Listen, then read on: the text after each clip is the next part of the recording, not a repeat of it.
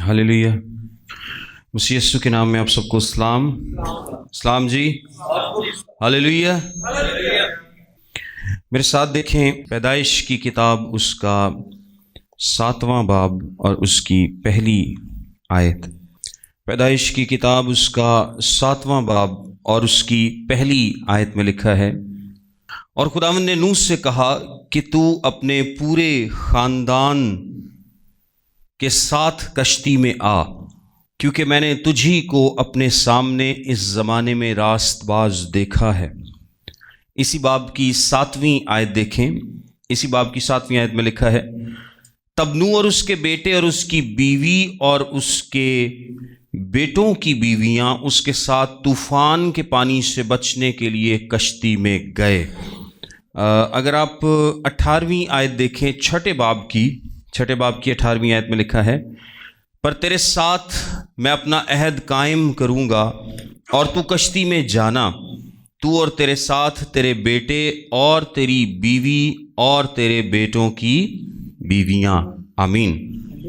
आज का कलाम खुदावंद ने मेरे दिल में डाला है कि हम और ये पहले से मेरे दिल में एक बात चल रही थी, मैं अपनी चर्च टीम के साथ भी डिस्कस कर रहा था, ख़ानदानों की तौबा के ताल्लुक़ से। एक इंडिविजुअल की नहीं बल्कि पूरे घराने की, पूरे ख़ानदान की तौबा के ताल्लुक़ से। आज हम इसी ताल्लुक़ से, इस पैसेज से खुदावंद के हजूर में से सीखेंगे। ये जो छठे बाब की 18वीं आयत मैंने आपके सामने पढ़ी है, ये अहद है, ये खुदावंद का अहद है जो कि उसने नूह के साथ किया। और उसने कहा, पर मैं तेरे साथ अपना अहद कायम करूंगा और तू कश्ती में जाना, तू और तेरे साथ तेरे बेटे और तेरी बीवी और तेरे बेटों की बीवियां। हम इस पैसेज में जो आज तीनों आयात हमने पढ़ी, हम बेसिकली दो चीज़ें देखते हैं। पहली चीज़ क्या है? कॉल। पहली चीज़ बुलाहट है, और दूसरी चीज़ क्या है? ताबेदारी। उस कॉल की ताबेदारी, यानी खुदावंद ने नूह को बुलाया है। खुदावंद ने नूह को क्या किया है? बुलाया है। उसके साथ एक अहद बांधा है, उसे बुलाया है। और नूह ने उस कॉल की क्या की है? उस बुलाहट की क्या की है? ताबेदारी की है। हम इन दोनों चीज़ों को आज सीखेंगे। आप जानते हैं, हम नूह की ज़िंदगी के बारे में बहुत ज़्यादा डिटेल डिस्कस नहीं करेंगे, लेकिन मैं थोड़ा सा आपको बताता चलूं कि बहुत सालों तक जब खुदावंद ने नूह को कहा कि कश्ती बना, तो नूह किस चीज़ में लगा रहा? कश्ती बनाने में लगा रहा। और कश्ती वो कहाँ पर बना रहा था? किसी समंदर में बना रहा था? नहीं, वो खुशकी पर कश्ती बना रहा था। और चूंकि वो खुशकी पे कश्ती बना रहा है और कोई बारिश, यही तमाम मुफस्सिरीन मानते हैं कि नूह के तूफान से पहले इस दुनिया में बारिश नहीं होती थी, बल्कि वो और सिस्टम था, थोड़ा फ़र्क सिस्टम था ज़मीन को सैराब करने वाला। और उस फ़र्क सिस्टम की वजह से एक माहौल बड़ा अच्छा था।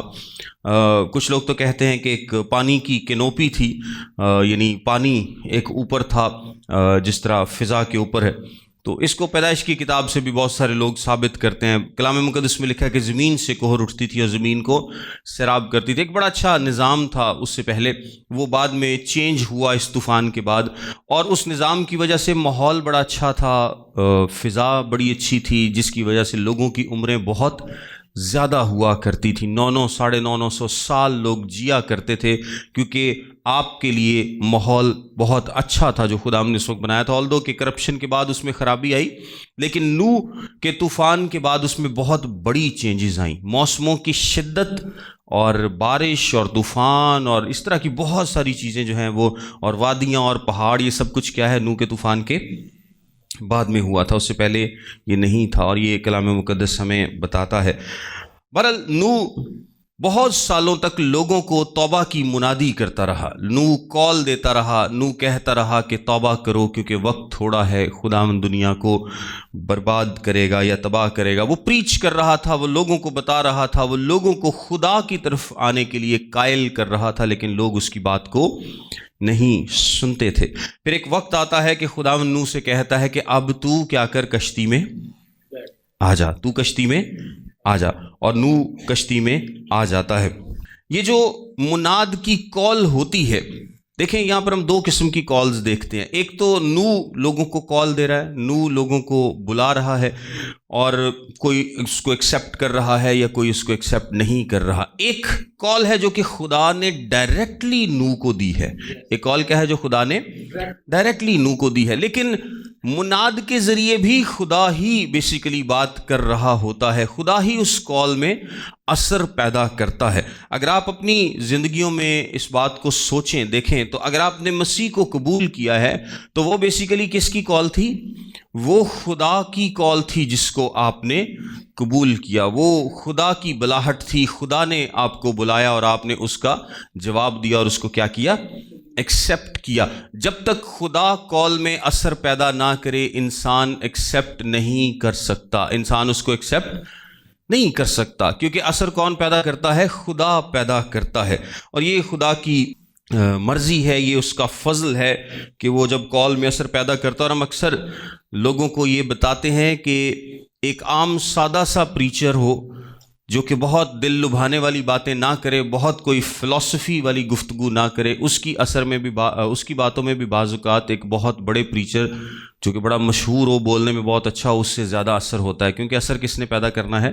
خدا نے پیدا کرنا ہے. سر اگر آپ بہت اچھے اوریٹر نہیں ہیں, اگر آپ بہت اچھا بولتے نہیں ہیں, اگر آپ بہت اچھا لفظوں کو ارینج نہیں کرتے یا آپ بہت اچھے جملے نہیں بناتے, آپ کی ادائیگی بہت اچھی نہیں ہے, تو پریشان ہونے کی ضرورت نہیں ہے, کیونکہ یہ ساری چیزیں انسان کو متاثر نہیں کر سکتی. وقتی طور پہ ضرور کر سکتی ہیں کہ ہاں بڑا اچھا جناب پادری صاحب نے بم کاٹ دیتی, لیکن اس کا اثر نہیں ہوگا. اثر کب ہوگا؟ جب خدا آپ کو بلائے گا, جب خدا اس میں اثر پیدا کرے گا. جس طرح یوحنا بپتسمہ دینے والے کی منادی میں اثر کس نے پیدا کیا تھا؟ خدا نے پیدا کیا. کلام مقدس میں کیا لکھا ہے؟ کہ سارا اسرائیل نکل کر اس کے پاس جانے لگا. حالانکہ نہ اس کے پاس کوئی دولت تھی, نہ شہرت تھی, نہ کوئی بڑے بڑے گھر تھے, اس کے پاس کچھ بھی نہیں تھا, لیکن اثر کس نے پیدا کیا؟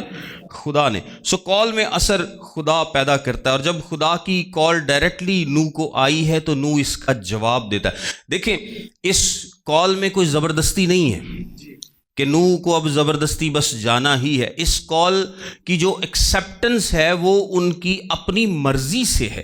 یعنی نو اس کا انکار بھی کر سکتا ہے, نو کے بچے انکار کر سکتے ہیں, یا نو کشتی میں چلا جائے تو بچے کہیں کہ نہیں ابا اسی نہیں جانتے, اسی تیرے تے یقین نہیں کر دے. باقی دنیا بھی تو یقین نہیں نہ کر رہی, لیکن نو نے بھی قبول کیا, اس کے بچوں نے بھی قبول کیا, اس کی بیوی نے بھی قبول کیا, اور بچوں کی بیویوں نے بھی قبول کیا, اور پورا گھرانہ اپنی مرضی سے کشتی میں داخل ہوتا ہے. اور جو کال ہے وہ بیسیکلی کیا تھی کہ تو آ.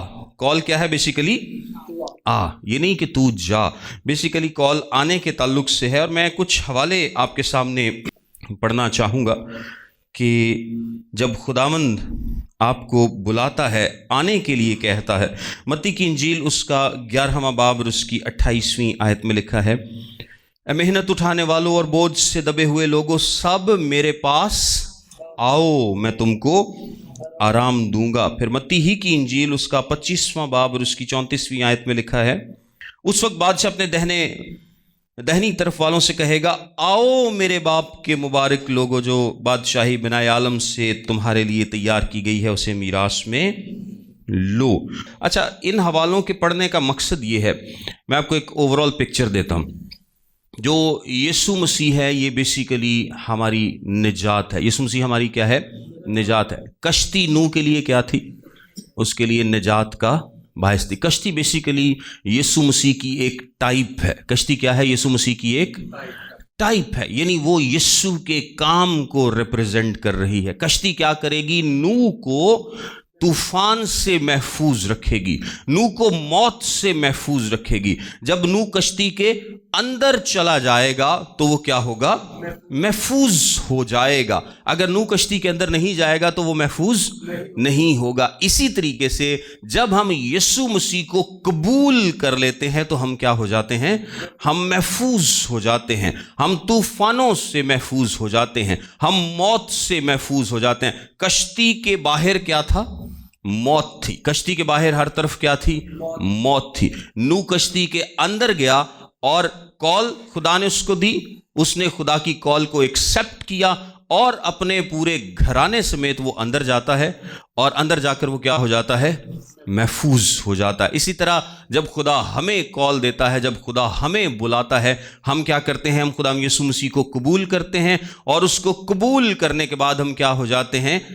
محفوظ ہو جاتے ہیں۔ ہم موت سے محفوظ ہو جاتے ہیں، ہم گناہ کے اثرات سے محفوظ ہو جاتے ہیں، ہم تباہی اور بربادی سے کیا ہو جاتے ہیں؟ محفوظ ہو جاتے ہیں۔ لیکن اس کے لیے کیا ہے؟ آپ کو آنا پڑتا ہے، آپ کو کشتی کے اندر جانا پڑتا ہے، اس کے بغیر کوئی اس کا چارہ نہیں ہے۔ اکثر زبور نویس بھی خدا ان کو کیا بتاتا ہے؟ ریفیوج، میرے چھپنے کی جگہ، میری چٹان، میرا قلعہ، محکم قلعہ۔ یعنی وہ خدا کو ایسے ایک محفوظ جگہ کے طور پر بیان کرتا ہے کہ جہاں پر وہ جا کر خود کو سیف فیل کرتا ہے۔ یعنی نوح جب کشتی کے اندر چلا گیا تو اب وہ کیا کرے گا؟ خود کو سیف فیل کرے گا، محفوظ فیل کرے گا۔ اس کو پتہ چل جائے گا کہ اب میں محفوظ ہوں، باہر دنیا میں جو مرضی ہو اس سے مجھے فرق نہیں پڑے گا، کیونکہ اب میں کیا ہوں؟ کشتی کے اندر ہوں۔ جتنی مرضی بارش ہو، طوفان ہو، زمین سے پانی نکلے، سوتے پھوٹ نکلیں، کچھ بھی ہو، مجھے کچھ نہیں ہوگا، کیونکہ میں اب کشتی کے اندر آ چکا ہوں۔ یہی ایک احساس ہے جو کہ ایماندار کے پاس ہوتا ہے، جو کہ ایک مسیحی کے پاس ہوتا ہے۔ جب وہ مسیح کو قبول کر لیتا ہے تو پھر کیا ہے؟ وہ محفوظ ہے، وہ اس کی ریفیوج ہے۔ میں کچھ باتیں آپ کو اس کے تعلق سے بتاتا ہوں جو کہ انٹرسٹنگ بھی ہیں۔ نوح نے کشتی کے لیے بڑی تیاری کی، اور اس نے بھوسا اکٹھا کیا، اس نے لکڑی اکٹھی کی، اس نے بہت سارے انتظامات کیے جیسے جیسے خدا نے اس کو ہدایت دی تھی۔ آپ سب اس سٹوری سے واقف ہیں، پڑھا نا سب نے؟ نوح نے بہت زیادہ تیاری کی، لیکن نوح محفوظ کب ہوا؟ جب کشتی کے اندر آیا۔ اس سے پہلے وہ محفوظ نہیں ہے۔ آپ جتنی مرضی تیاری کر لیں، آپ کہیں کہ جی میں میٹنگز میں جاتا ہوں، میں کتابیں پڑھتا ہوں، میں دعائیں کرتا ہوں، میں جناب کروسیڈ بھی اٹینڈ کر لیتا ہوں، میں یہ بھی کر لیتا ہوں، میں وہ بھی کر لیتا ہوں، آپ اور میں سوچ بھی رہا ہوں، میں پڑھ بھی رہا ہوں، میں اسٹڈی بھی کر رہا ہوں، میں سارا کچھ کر رہا ہوں، لیکن یہ کیا ہے؟ یہ آپ کو نہیں بچائے گا، یہ آپ کو نہیں بچائے گا۔ یہ ساری تیاری ہے جب تک آپ کشتی کے اندر نہیں آ جائیں گے، جب تک آپ مسیح کو قبول نہیں کر دیں گے۔ آپ جتنی مرضی تیاری کرتے رہیں، جتنی مرضی کتابیں پڑھ لیں، جتنے مرضی عبادات میں چلے جائیں، جتنی مرضی میٹنگز اٹینڈ کر لیں، ایسٹر کی، کرسمس کی، ہر اتوار کی عبادت مس نہ کریں، آپ جتنی مرضی تیاری کر لیں اپنی طرف سے، لیکن جب تک آپ کشتی کے اندر نہیں ہیں آپ محفوظ نہیں ہے۔ نوح کشتی کے اندر تھا تو محفوظ تھا۔ اور ہم میں سے بعض لوگ، بلکہ اکثر لوگ ایسا کرتے ہیں کہ وہ چرچ بھی جاتے ہیں، وہ عبادتوں میں بھی شامل ہوتے ہیں، وہ شکر گزاریاں بھی کرتے ہیں، وہ بائبل بھی کدی کدی پڑھ لیندے نے، وہ کتاباں بھی کدی کدی پڑھ لیندے نے، تیاری یعنی کر رہے ہیں، لیکن تیاری نہیں بچاندی، تیاری آپ کو سیو نہیں کرتی، آپ کو کشتی کے اندر آنا بچاتا ہے۔ اچھا، ایک اور بات اگر آپ نوٹ کریں تو نوح بیسیکلی اگر سروے کرتا رہتا، کشتی کے آس پاس کھڑا ہو کے کہتا کہ بڑی اچھی کشتی بنی ہے، ویسے بڑی زبردست جناب، یہ جو گوپھر کی لکڑی ہے یہ تو اس پہ تو کیڑا بھی اثر نہیں کر سکتا، اس کو پانی بھی خراب نہیں کر سکتا، بڑی اچھی رال لگائی ہے، کیا خوبصورت جناب ڈیزائن بنایا ہے، اتنے 3 منزلیں بنائی ہیں، اس میں اتنے سارے کمرے ہیں، اتنے اس میں جانور آ جائیں گے۔ جتنا مرضی وہ سروے کرتا رہتا اور کشتی کی خوبصورتی کو، اس کے ڈیزائن کو سراہتا رہتا، تو کیا اس سے نوح بچ جاتا؟ سوال ہی پیدا نہیں ہوتا۔ نوح کب بچتا؟ جب وہ کشتی کے اندر آتا۔ اگر آپ، میں، ہم لوگ جتنی مرضی تعریفیں کرتے رہے، واہ کیا نجات کا نظام بنایا خدا نے، یسوع مسیح کو بھیجا، ہمارے لیے کفارہ دے دیا، ٹھیک ہے، بڑا اچھا خدا نے نجات کا انتظام کیا، بہت کرسچینٹی بہت اچھی، بڑا جناب اچھا خدا کا انتظام ہے، دنیا میں سب سے فرق ہے، اخلاقی طور پہ سب سے اچھے ہوتے ہیں مسیحی۔ آپ مسیح کی جتنی مرضی تعریف کرتے رہیں، اس کے ڈیزائن کی جتنی مرضی تعریف کرتے رہیں، نجات کے منصوبے کی جتنی مرضی تعریف کرتے رہیں، لیکن جے کشتی سے نہیں بڑھو گے تو بچو گے نہیں۔ آمین۔ آپ کو کشتی کے اندر جانا ہوگا، پھر آپ بچ سکتے ہیں۔ باہر کھڑے ہو کر ڈیزائن کی تعریف کرنے سے آپ نہیں بچ سکتے. اور ہم میں سے بہت سارے لوگ ایسا کرتے ہیں کہ ہم اکثر اس نظام کی تعریف کرتے ہیں. آپ کو بہت سارے ایسے لوگ ملیں گے جنہوں نے توبہ نہیں کی اور وہ بڑی تعریف کریں گے, ہاں یسوع بہت اچھا ہے, یسوع بہت اچھا ہے, اس نے بڑا اچھا انتظام کیا ہے, وہ بڑی محبت کرتا ہے, اس نے ہماری خاطر صلیب پر جان بھی دی ہے. وہ سب باتوں کو منہ سے بولیں گے, تعریف کریں گے, لیکن دل سے قبول نہیں کرتے. یعنی دل سے قبول کرنے کا مطلب ہے کہ اپنی زندگی خدا کو نہیں دیتے. لیکن جو حقیقت ہے یسوع مسیح کے بارے میں کہ وہ خدا ہے اور وہ آل پاورفل ہے, یہ تو بدرواہ کو بھی پتہ ہے. کیا خیال ہے؟ کلام مقدس میں کیا لکھا ہے کہ شیاطین بھی جانتے اور تھر تھراتے ہیں, تو انسان تو تھر تھراتا بھی نہیں ہے. ایسا ہے کہ نہیں؟ بدروہاں تے ڈردیاں نے پھر بھی یسوع نوں ویکھ کے, تو انسان ڈردا بھی نہیں ہے. تو یہ کیسے بچ سکتا ہے جب تک وہ اپنا دل خداوند کو نہ دے گا. اچھا ایک اور سچویشن آپ دیکھیں کہ نوح, اگر ہم نے پہلے دیکھا کہ اگر نوح صرف تیاری کرتا رہے یا وہ صرف آس پاس کشتی کے سروے کرتا رہے. تیسرے نمبر پر اگر وہ دروازے پر کھڑا رہے, ابھی بارش نہیں آئی, جب خداوند نے اس کو بلایا ہے تو بارش نہیں آئی, ابھی تو دن پڑے ہیں نا, کچھ دنوں کے بعد یہ کام شروع ہوگا, ابھی بارش نہیں ہے, ابھی اس کو کچھ نظر بھی نہیں آ رہا, تو وہ دروازے پہ کھڑا ہو جائے, ایک لات باہر تے ایک اندر, اور کہے کہ یار جس دن پہلا قطرہ بارش دا ہوئے گا نا, میں کی کراں گا, میں اندر ہو جاواں گا. کی خیال ہے؟ چلو جنی دیر تک بھی خشکی انجوائے ہو سکتی ہے کر لیے, اندر جا کے تو بند ہو جانا نا, پہلے بند ہو جانا. حالانکہ بارش نہیں آئی, اب ہم نے کیا کرنا ہے, پہلے اندر چلے جانا, بند ہو جانا, اور اس کے بعد دنیا سے ہمارا تعلق جو ہے وہ ختم ہو جائے, کیونکہ کشتی باہروں دروازہ خدا نے بند کر دینا.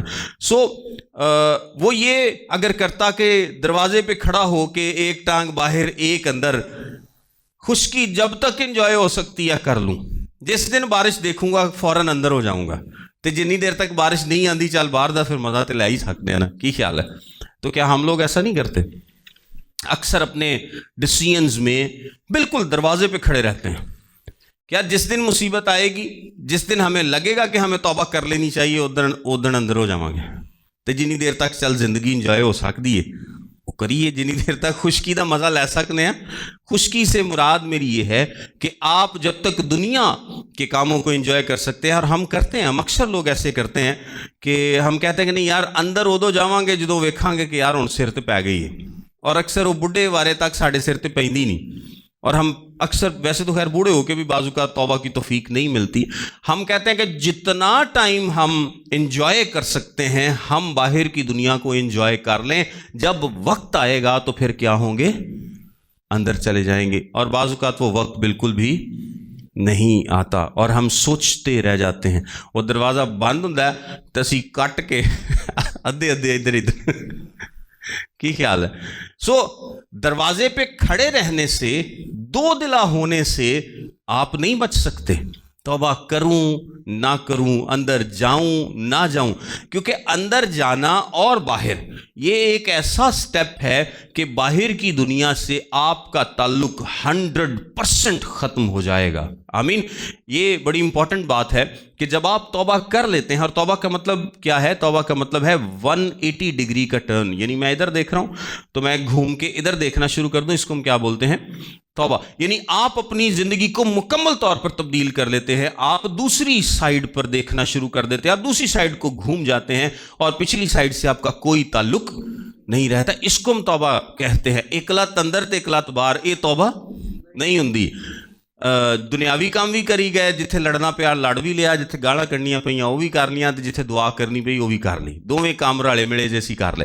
یہ توبہ نہیں ہوتی. جب آپ مکمل طور پر خداوند کو اپنا دل دے دیتے ہیں اور کشتی کے اندر چلے جاتے ہیں, اور پھر کیا ہے, دروازہ بند ہو جاتا ہے, تب آپ کہہ سکتے ہیں کہ میں نے خداوند کو قبول کر لیا ہے. میں نے کیا کیا ہے؟ خداوند کو قبول کر لیا ہے.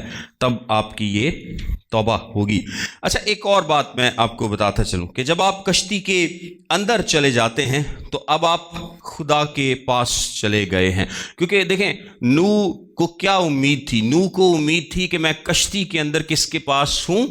خدا کے حضور میں ہوں. اور جب آپ مسیح کو قبول کر لیتے ہیں تو آپ بیسیکلی کیا ہیں؟ خدا کے पास आ जाते हैं। आप क्या आ जाते हैं? खुदा के पास आ जाते हैं। और खुदा ने क्या कहा कि ये मेरा प्यारा बेटा है, इसकी सुनो। यीशु मसीह के बारे में, यानी आप यीशु को कबूल करते हैं तो आपका खुदा के साथ एक करीबी रिश्ता बन जाता है। नूह के पास कश्ती के अंदर खुदा के अलावा और कुछ नहीं है और कोई नहीं है। बाहर मौत है, बाहर क्या है? मौत है। लेकिन खुदा की हजूरी में, उसकी प्रेजेंस में, उसके पास जिंदगी है और खुदा की कुर्बत है। अच्छा, नूह जब कश्ती के अंदर गया तो अब आपको पता है कि उसका खाना, उसका पीना, उसका सब कुछ कहाँ था? कश्ती के अंदर था। उसको बाहर किसी चीज़ की ज़रूरत नहीं थी। ये नहीं कि शाम को सौदा लैंड ली, को तेल लैंड ली, को पत्ती छत्ती मुक्की है तो जनाब थोड़ा जा बाहर चक्कर ला लिए। उसकी जितनी भी ज़रूरत है वो उस कश्ती के अंदर क्या है? मौजूद है। जब आप मसीह को कबूल कर लेते हैं तो रूहानी तौर पर आपकी जितनी भी नीड होती है, जिस्मानी तौर पर आपकी भी जितनी भी नीड होती है, उसको कौन पूरा करता है? खुदाम यीशु पूरा करता है, क्योंकि आप उसमें आ चुके हैं, आप उसके पास आ चुके हैं, आप खुदा के करीब आ चुके हैं। अब दुनिया, मौत से आपका कोई ताल्लुक नहीं है। अब आपकी जरूरतों को कौन पूरा करेगा? खुदा पूरा करेगा। आप खुदा में क्या रहेंगे? मसरूर रहेंगे। यूहन्ना की इंजील के आज चूंकि हम खुदाम की मेज में भी शामिल होंगे, 6 बाब की 55 आयत, क्योंकि मेरा गोश्त फिल हकीकत खाने की चीज़ और मेरा खून फिल हकीकत पीने की चीज़ है। यानी यीशु में शामिल होना ही आपके लिए क्या है? सब कुछ है। यीशु में शामिल होना ही आपके लिए क्या है? सब कुछ है। एक और हवाला देखिए, कुरिन्थियों का पहला खत, उसका 6 बाब और उसकी 19 और 20 आयत। इसमें लिखा है, क्या तुम नहीं जानते कि तुम्हारा बदन रूहुल कुद्स का मक़दिस है जो तुम में बसा हुआ है और तुमको खुदा की तरफ से मिला है और तुम अपने नहीं, क्योंकि कीमत से खरीदे गए हो। बस अपने बदन से खुदा का जलाल जाहिर करो। आप कीमत से खरीदे गए लोग हैं, आप उसके लिए कीमती लोग हैं। आपकी प्रोविजन किसका काम है? खुदा का काम है। आपको मुहैया कौन करेगा?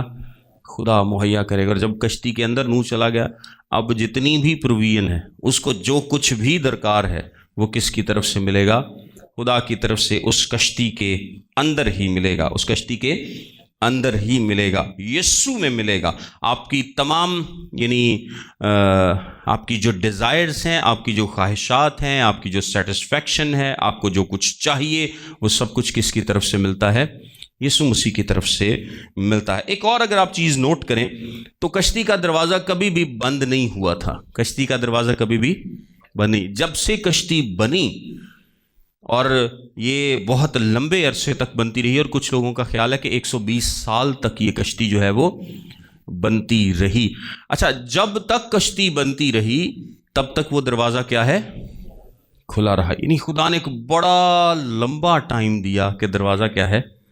खुला है। और नूह मुनादी भी करता था, यानी वो लोगों को बताता होगा। लेकिन इतने सालों में भी खुदा की कॉल का किसी ने जवाब नहीं दिया, और बिलाखिर क्या होता है कि वो दरवाज़ा बंद हो जाता है। और ये दरवाज़ा ज़रूर बंद होता है। ये दरवाज़ा क्या है? ज़रूर बंद होता है। अच्छा, 7वें बाब की पहली आयत को देखें। लेकिन खुदाम ने नूह से कहा कि तू अपने पूरे ख़ानदान के साथ आ, अपने पूरे ख़ानदान के साथ कश्ती में आ। मेरे साथ अमाल की किताब, उसका 16वां बाब देखें।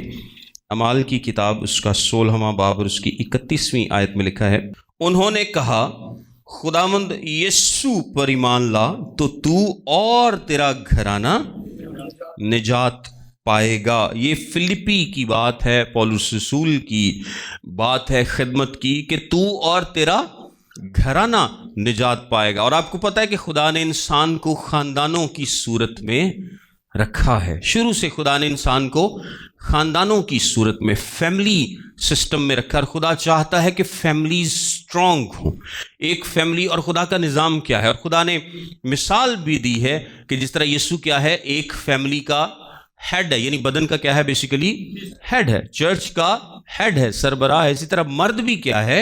एक फैमिली का हेड है, सरबराह होता है।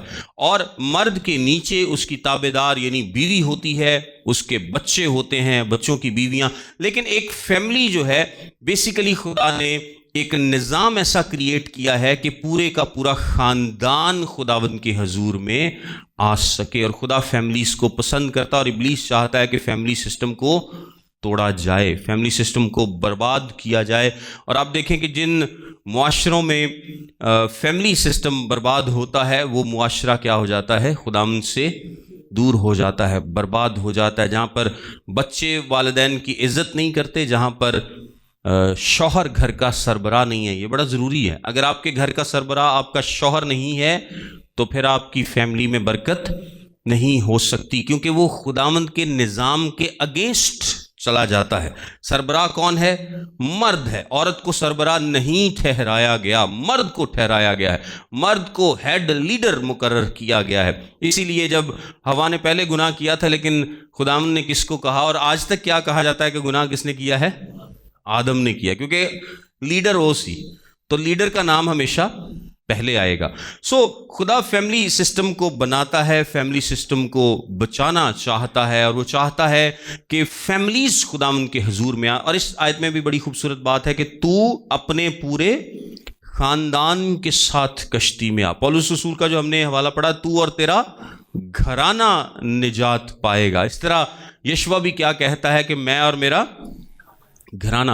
دیکھیں، خداوند چاہتا ہے کہ پورے کے پورے گھرانے نجات پائیں، نہ کہ ایک شخص نجات پائے، اور یہ بہت ضروری ہے۔ اگر آپ کے پورے گھرانے کے اندر خداوند کی نجات کا کام ہے، آپ کا سم، آپ کا حام، آپ کا یافت، آپ کی بیوی، آپ کے بچوں کی بیویاں، اگر سب کے سب نجات پاتے ہیں تو یہ خداوند کے کیا ہے؟ پلان کے مطابق ہوتا ہے، اور یہ ایک بڑی خوبصورت بات ہے۔ بہرحال وہ آ جاتے ہیں، ان میں سے کوئی بھی شخص جو ہے وہ بحث نہیں کرتا، کوئی بھی شخص یہ نہیں کہتا کہ نہیں میں نہیں جانا، نہ کوئی بیٹا، اور یہ سب نے اپنی مرضی سے کیا، نہ کوئی بیٹا ادھر کو جاتا ہے، نہ کوئی بہو ادھر کو نکلتی ہے، اور اگر کوئی بھی شخص اس میں سے انکار کرتا نہ جاتا تو یہ ان کے لیے بربادی کا سبب بن سکتا تھا، یہ ان کے لیے بربادی کا سبب بن سکتا تھا۔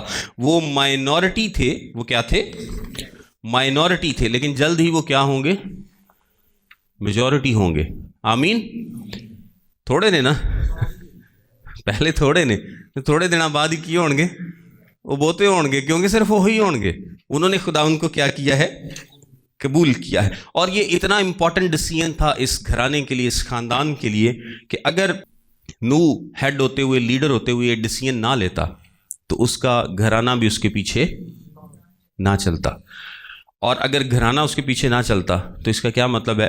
کہ اس کا جو پورا خاندان وہ تباہ و برباد ہو جاتا۔ اگر آپ اپنی زندگیوں پر غور کریں کہ اگر ہیڈ توبہ نہیں کرتا، اگر سربراہ توبہ نہیں کرتا، اگر سربراہ کشتی میں پہلے نہیں جاتا تو اولاد بھی اکثر اس کے پیچھے نہیں جاتی۔ آلدو کہ ایکسیپشنز موجود ہیں، لیکن نارملی یہ ہوتا ہے کہ جب ہیڈ لیڈ کر رہا ہوتا ہے، جب باپ لیڈ کر رہا ہوتا ہے تو اس کی اولاد بھی اس کے پیچھے پیچھے چل رہی ہوتی ہے، اولاد بھی پیچھے پیچھے کشتی میں داخل ہوتی ہے، بیوی بھی پیچھے پیچھے داخل ہوتی ہے، بہویں بھی داخل ہو جاتی ہیں، جب ہیڈ خداوند کی مرضی کے مطابق لیڈ کر رہا ہوتا ہے۔ لیکن پرابلم کب آتی ہے؟ پرابلم تب آتی ہے کہ جب ہیڈ اپنا فرض ادا نہیں کرتا۔ ہیڈ کسی نکرے حکا لے کے بیٹھا، ان کوئی پرواہ نہیں، کوئی کشتی سے جانا ہے جائے، نہیں جانا نہ جائے، انہیں کہنا میری کیڑے سن دینے۔ وہ اس لیے نہیں سنتے کیونکہ اس نے کبھی اپنی زندگی خداوند کو دی ہی نہیں۔ اگر اس نے اپنی زندگی خداوند کو دی ہوتی، اگر وہ خداوند کو قبول کرتا، مکمل طور پر خداوند میں کشتی کے اندر چلا جاتا، خداوند یسوع مسیح کو قبول کر لیتا، تو بہت زیادہ چانسز ہوتے ہیں کہ اس کے پیچھے پیچھے اس کی اولاد بھی کیا ہوگی، اس کے سم حام یافت بھی اس کے پیچھے پیچھے اندر جائیں گے، کوئی بھی باہر نہیں رہے گا، کوئی بھی باہر نہیں رہے گا۔ اور بعض اوقات ہوتا ہے ایسے دنیا میں نے کہا یہ تو ایک جنرل سی ہم بات کر رہے ہیں، لیکن ہوتا ہے ایسا کہ اولاد بعض اوقات چلی جاتی ہے، اور اگر اولاد سے پوچھا جائے تو وہ بعض اوقات یہ بھی کہتی ہے کہ ساڈا پیو ہی کدی فیصلہ نہیں کر سکیا تو اولاد بھی کدی فیصلہ نہیں کر سکی۔ آپ اپنے خاندانوں میں نظر دوڑائیں اگر، تو ایک بھی شخص، میں آپ کو بتاؤں کہ عبرانی زبان میں جو بچوں کے لیے لفظ سنز کے لیے بیٹوں کے لیے لفظ ہے وہ بلڈرز ہے. اس کا کیا مطلب ہے؟ بلڈرز یعنی بنانے والے. آپ کے خاندان میں اگر ایک بھی شخص ایسا ہے جس نے توبہ نہیں کی تو یہ کیا ہے؟ یہ خرابی، یہ بربادی ہے. اس کی زندگی کے لیے تو ہے ہی ہے، لیکن اوورال خاندان کے لیے بھی یہ کیا ہے؟ مسائل کا سبب ہے. آج ہمیں بہت ساری کالز آتی ہیں، بہت سارے لوگ رابطہ کرتے ہیں، وہ کہتے ہیں کہ جی ہم سارے خداوند میں ہیں، ایک منڈا بگڑ گیا. اور پھر اب جب آپ روٹس پیچھے پیچھے تلاش کرنے کی کوشش کریں تو آپ کو پتہ چلتا ہے کہ شاید باپ نے کبھی توبہ نہیں تھی کی، بعد میں بیوی نے کر لی، بچوں نے کر لی، کوئی ایک بچہ بگڑ گیا، کوئی ایک بہو بگڑ گئی، کچھ نہ کچھ ہو گیا. اور اکثر خاندانوں میں جو زیادہ تر ہوتا ہے وہ تو یہ ہے کہ ایک ہی شخص نے توبہ کی ہوتی ہے تو باقی سارے ہی بگڑے ہوں، باقی سارے کشتی تو باہر ہوں نے تو ایک ہی بس کشتی دے اندر ہوں. لیکن اگر آپ کا پورا گھرانہ خداوند کو قبول کرے، بچے، بیویاں، سب خداوند کو قبول کریں تو اس جیسی برکت اور نہیں ہو سکتی اگر سب کے سب محفوظ ہوں.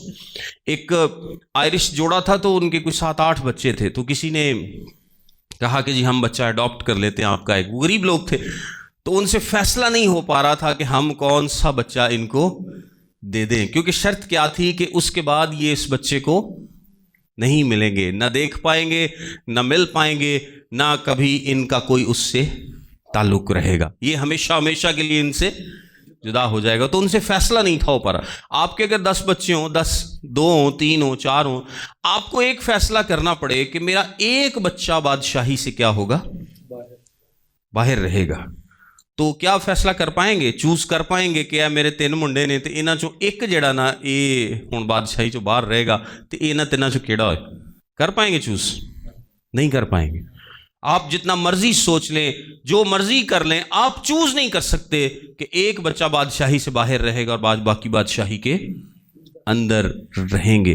سو پورے خاندانوں کی توبہ، پورے گھرانوں کی توبہ بہت زیادہ ضروری ہے. ایسا ہوگا، ایسا بالکل ہوگا کہ کچھ بچے باہر ہوں گے اور کچھ بچے اندر ہوں گے، لیکن ان خاندانوں کے جن کے پورے خاندان خداوند کے حضور میں نہیں جھکتے. لیکن جو پورے گھرانے خداوند کے حضور میں جھکتے ہیں، توبہ کرتے ہیں، وہ سارے کے سارے گھرانے اندر جائیں گے. اگر آپ یہی بات سوچ لیں اور خداوند سے درخواست کریں کہ اے خدا میرے گھرانے میں کوئی ایک شخص بھی ایسا نہ ہو جو کہ رہا ہوا ہو، جو کہ بادشاہی سے باہر ہو، جو کہ اس کشتی سے باہر ہو، جو کہ اس پناہ سے باہر ہو، جو کہ اس ریفیوج سے باہر ہو.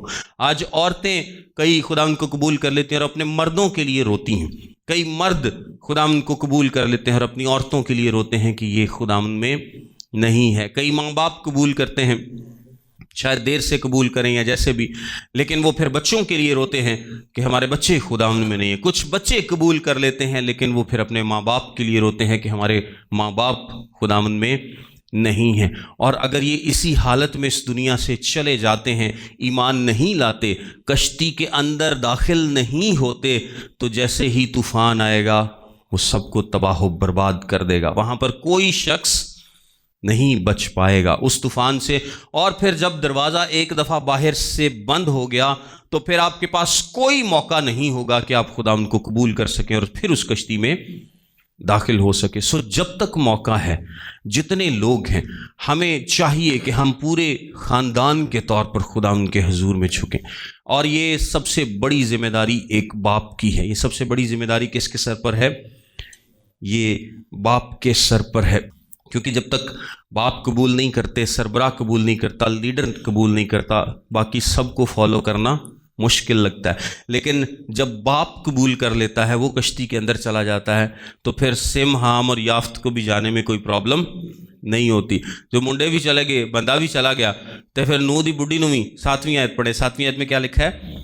تب نوح اور اس کے بیٹے، پہلے داخل کون ہوا ہے؟ نوح. سب تو پہلے داخل کیڑا ہوا ہے؟ نوح. جب نوح داخل ہو گیا تو پھر اس کے بیٹوں کو بھی داخل ہونے میں کوئی پرابلم نہیں ہے. پھر آگے کیا لکھا ہے؟ اس کی بیوی، تو جدو بندہ بھی چلا گیا تو منڈے بھی چلے گئے تو بڈھی نے باہر کی کرنا، اس کو بھی جانا ہے، وہ بھی کشتی کے اندر چلی جاتی ہے. تو جدو سورا بھی چلا گیا تو ساس بھی تے بندے بھی سارے چلے گئے تو پھر نوح نو کی مسئلہ ہے. آگے کیا لکھا ہے؟ اور بیٹوں اور اس کے بیٹوں کی بیویاں اس کے ساتھ طوفان کے پانی سے بچنے کے لیے کشتی میں گئے. سو لیڈ کون کرتا ہے؟ لیڈ ہمیشہ ہیڈ کرتا ہے. جتنے آپ میں سے ہیڈز ہیں، اپنی فیملی کے سربراہان ہیں، سب سے بڑی ذمہ داری آپ پر ہے.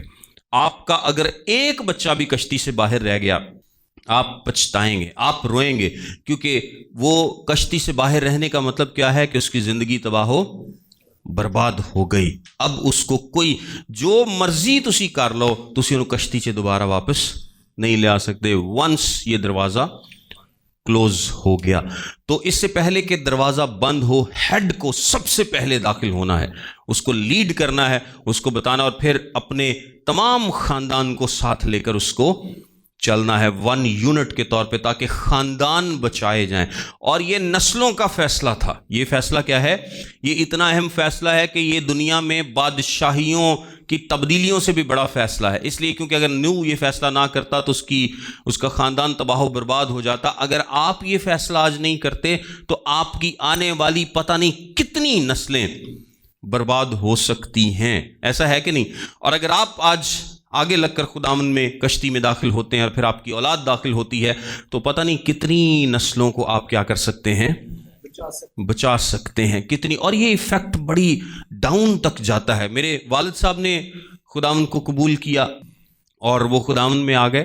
انہوں نے توبہ نہیں تھی کی، لیکن انہوں نے ایک فیصلہ کیا کہ میں خداوند میں آؤں گا، اور پورا گھرانہ ہمارا کیا ہوا؟ اس طرف موو کیا. اب خداوند نے مجھے خدمت میں، میرے ایک اور بھائی کو خدمت میں استعمال کیا. اور اگر کوئی بات نہیں، خدمت میں اگر نہ بھی استعمال خداوند کرے، خداوند کی مرضی ہے، لیکن آپ خداوند کی مرضی کے مطابق زندگی ضرور جی سکتے ہیں، خداوند یسوع میں محفوظ ہو سکتے ہیں. اور پھر آگے ہم اپنے بچوں کی ٹریننگ کر رہے ہیں کہ یہ خداوند میں کیا ہوں؟ محفوظ ہوں. سو ایک لڑی چل پڑتی ہے. ایک کیا ہے؟ لڑی چل پڑتی ہے. اور اگر ایک باپ ہی فیصلہ نہ کرے تو اس کی اولاد کو فیصلہ کرنے میں بہت زیادہ مشکل ہوگی. آپ اپنی اولاد کے لیے بربادی کا بیج بو رہے ہیں، اور اولاد کو مشکل ہوگی، پھر ان کی اولاد کو آگے مشکل ہوگی. نسلیں تباہ ہو سکتی ہیں اگر آپ کشتی میں نہیں جاتے تو. اور یہ آپ سے ضرور پوچھا جائے گا.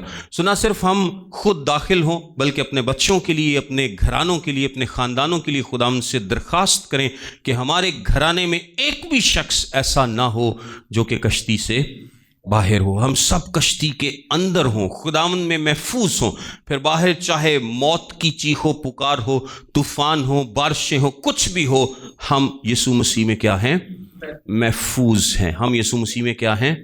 محفوظ ہیں، اور ہمیشہ کے لیے اپنے خداوند میں خوش و خرم ہیں اور محفوظ ہیں. خداوند آپ سب کو اس کلام کے وسیلے سے برکت. God bless you all.